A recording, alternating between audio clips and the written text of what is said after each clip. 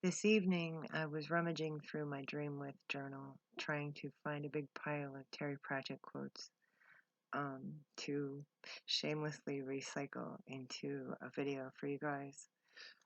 And while I was doing that, I found a pretty spiffy piece that I wrote about the coronavirus, and it is almost exactly 2 years old today. I'm going to read it to you now because I can. Okay, so here we go. Um, Sorry if I stumble over things. It's just the nature of me. Security, containment, and protection. A COVID ramble. April 19th, 2020. Sorry, guys, it's not a foundation tale.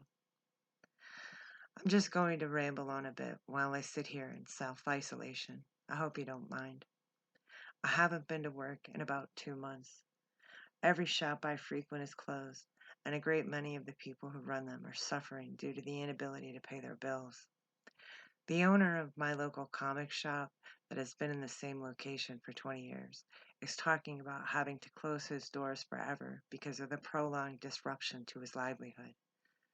I know so many old-timers who depend on free market enterprise, also known as resale, to supplement their Social Security, and they are doomed if they don't get back to work soon. We can spend a mess of time throwing around wild speculations and theories all we want, but it doesn't solve the further impacting issue of a coming economic depression. Nope. A few years back, I kept running into articles and videos by people in the modern socialist or social justice, if you like, community who were calling for a universal income for all Americans to ensure quality of life for everyone.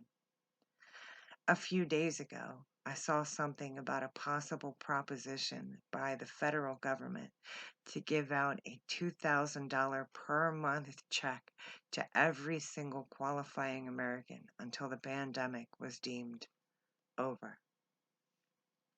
That's one way to get you, ain't it? Get you all frazzled up on multiple levels of panic and then hang poverty over your head. But all you gotta do is sign this and accept that. That's how you make some slaves.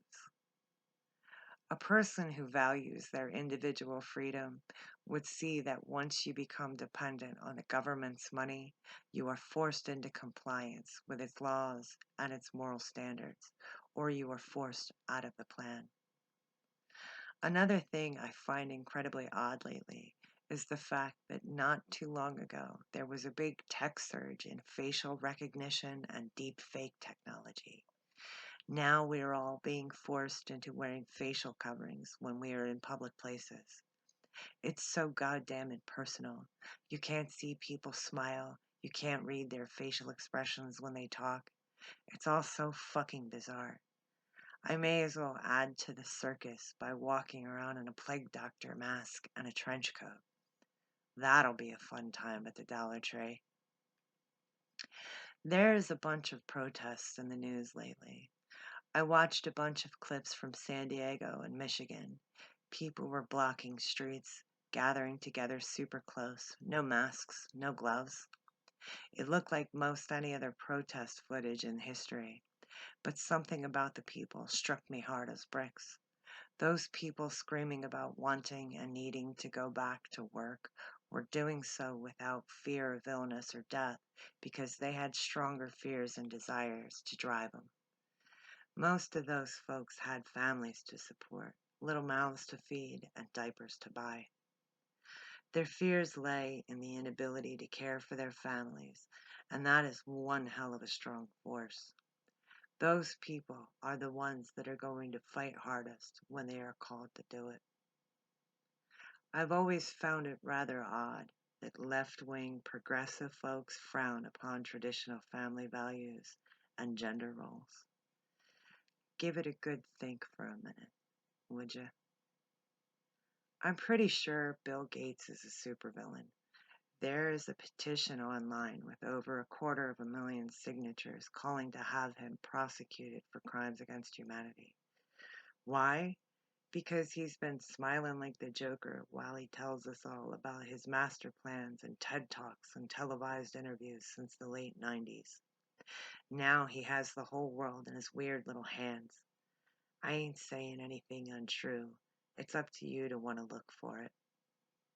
Every single thing about the way we do business, socialize, celebrate, and express ourselves will be changed forevermore, and there is not a damn thing anyone can do about it, because only the ultra rich and extra special know the truth.